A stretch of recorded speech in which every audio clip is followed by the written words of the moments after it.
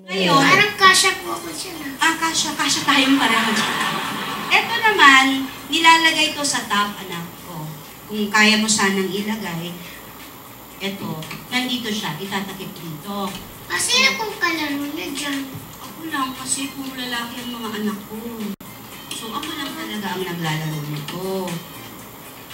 Kahit ano po kayo naglalaro. Ito, pag wala akong pag wala akong skating, pag wala akong kanta, ganyan. Tapos ilalagay ko lang siya sa top na ganon. Yan, dollhouse na siya. Tapos, lalagyan mo siya ng mga gamit sa loob na binibili kung saan-saan. Minsan, pwede ka mag-internet, ganon. Ito yung dollhouse. Meron ako nito, plastic naman, pero ito talagang wood siya. Ito yung nilow pillows ko, yung sinilow, yung itim, pero yung pink si Olin. Tapos, meron akong iba-ibang color. So, may pula din nito.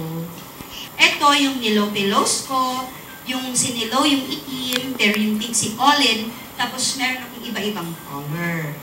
Ito yung nilow pillows ko, yung sinilow, yung itim, pero yung pink si Olin. Tapos, meron akong iba-ibang color.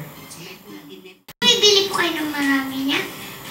Yung iba regalo, yung iba binibili, yung iba bigay ng husband ko, ng mga anak ko, ng mga kaibigan ko. Yun. So, ito yung konti lang dun sa kung thank you ko kay Jay for giving me the nilow pillows. Tapos, Mga Dabber Guys, magsama-sama tayo dito sa The